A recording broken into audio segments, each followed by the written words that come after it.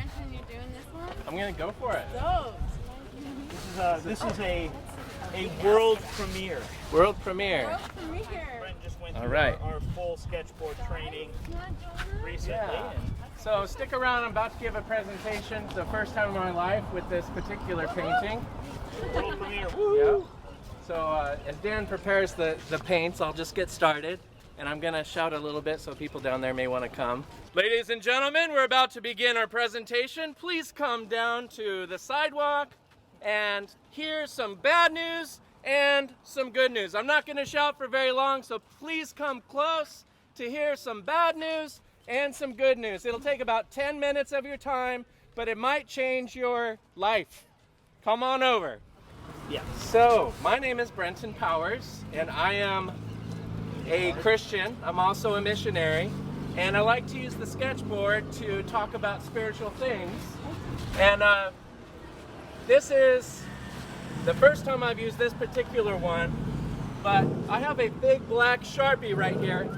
Do you think that I can make yellow letters out of a black Sharpie? Who thinks I can do that? Raise their hand. Who thinks I can't make yellow letters with a black Sharpie? Raise your hand. I'm looking at the kids over there. They're like, I don't really think you can do it.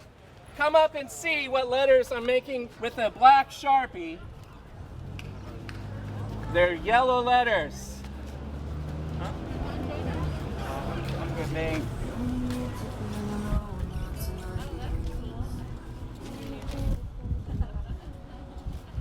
What does that say?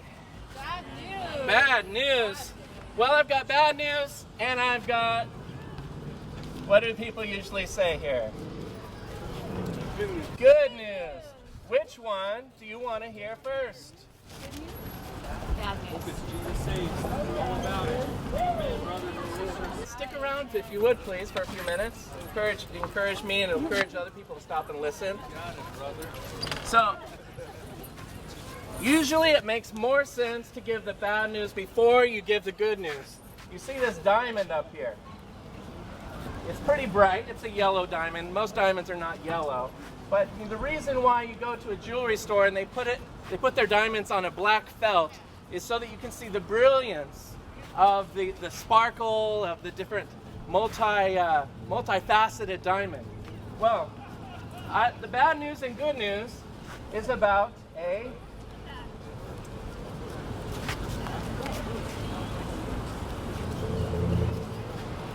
what does that say? Yes, it's about a king. Now, in America, when we hear the word king, we think, oh, that's automatically bad news because we declared independence from the king and we're better than kings. We vote in our country. And that's true. When you talk about human kings, it's been tried and every human king fails. But guess what? Every president fails too, right? So the bad news is that if the king is me, would I do a better job? Now this is not political propaganda. The bad news here is, we all struggle with the same things. The kings of the past, the kings and presidents have struggled with putting themselves in the center. How many of you have felt a little bit selfish sometimes?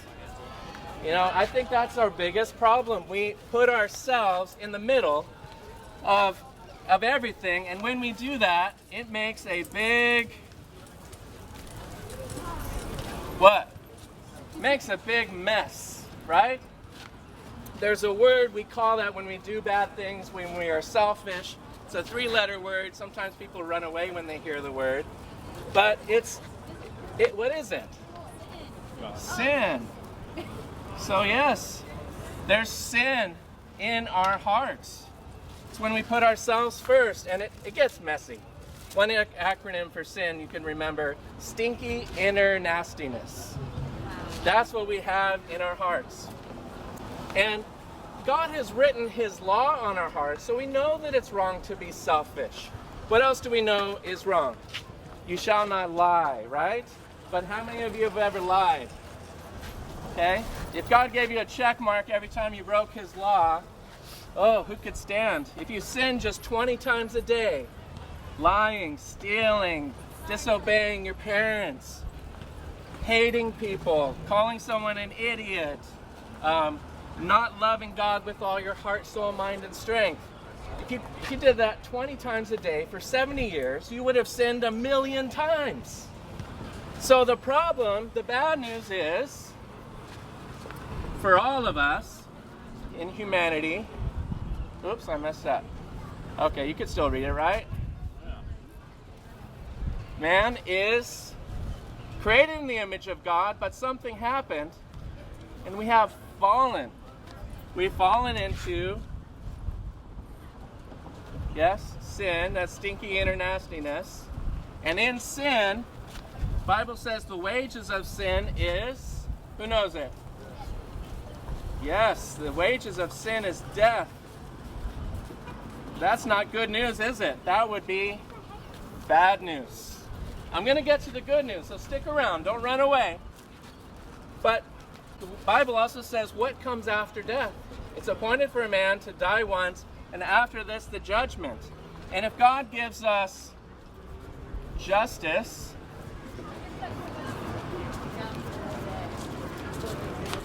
then we would go to heaven or hell.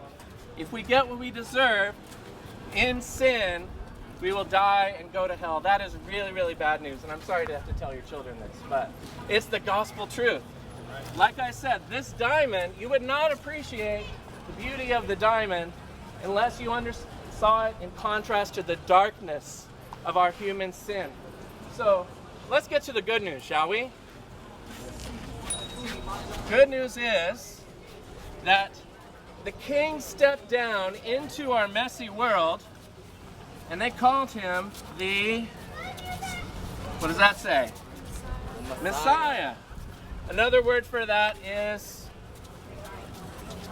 Christ. It means anointed one, the king that God promised to send that would surpass every human king. He's the better king that we need. Now, when Jesus Christ came 2,000 years ago, he lived in flesh, and he showed us what it means to live according to the law. He never sinned. He never lied. He never stole. He was good. So, we're going to say,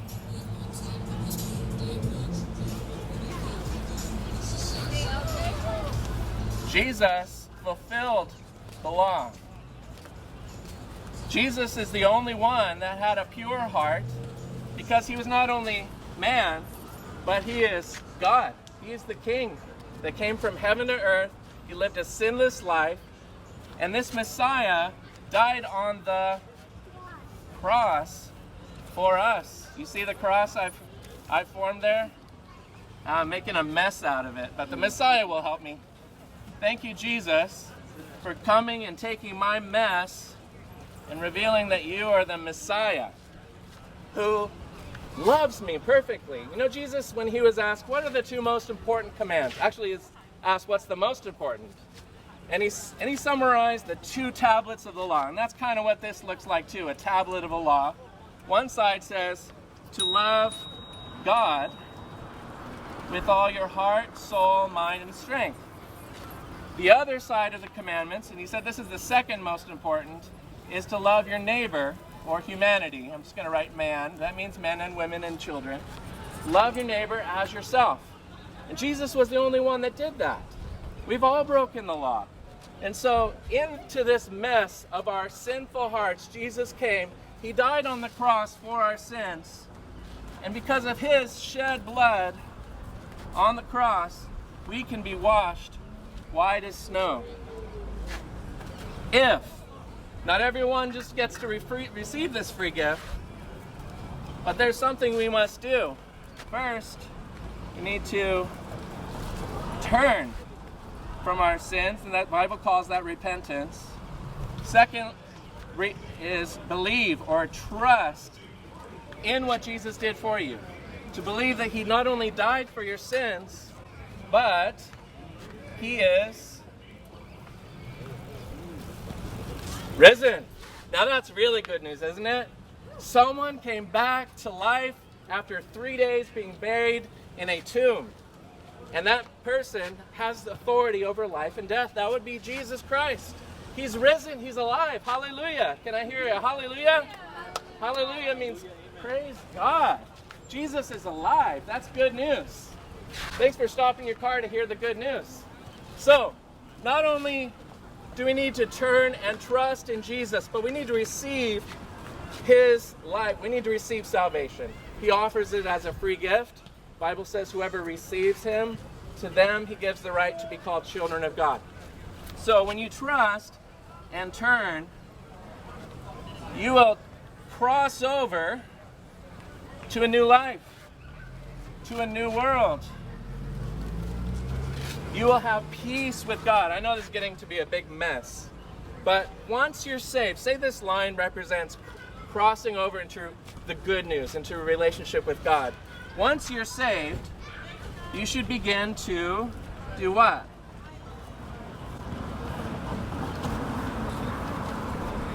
Follow. That should say follow. Follow Jesus. Jesus said, follow me, and I will make you fishers of men. That's what we're doing right now. We're casting a broad net, hoping some people will be caught, because Jesus said, broad is the path that leads to destruction, and many are going that way. Narrow is the path that leads to life, and few there are that find it. I don't want anyone to go to hell, do you? Jesus said, hell is a place of weeping and gnashing of teeth. He doesn't want to send his worst enemy there. So he came down, he did something about this problem by dying and then rising from the dead. Now, when we were once in sin, everything changes. I don't have a green here, so I'll just use black. Once we are in him, the Bible uses that language. In Christ we are new creations. The old has gone and the new has come. We cross over from death to what? Yes. Again, good news, right? I'm going to make that an exclamation mark. Ladies and gentlemen, I set before you life and death. Choose life. Choose life. Jesus is the way to eternal life. He said, I am the way, the truth, and the life. Anyone who wants to come to the Father must come through me. So come, turn, trust, follow him, and you will have life. Not just life here on earth, but life where? After we die, or if Jesus comes back in the clouds, he will take us to heaven. If we've crossed over from our sin to him. Have you turned from your sin to Christ? Today may be the last day that you have to do that. I don't know how long we're going to live. So do it today. Turn from your sin. Trust in Christ. He will save you. And then begin to follow him. Grow in this new life by reading your Bible and praying and going to church and sharing your faith with the lost so that they too may be saved. That's what I'm about. If you have any more questions about how to become a Christian, please come up and talk. Thank you so much for your attention and staying longer than I roped you in for. So God bless you. And if anyone wants more information, I'm going to write my website on here. I'm also a radio show host, and my radio show is called Dwell on Truth. So you can find that on your podcast app or at dwellontruth.org. Thank you so much. God bless you. Any questions? Great. All right, cool. Praise God.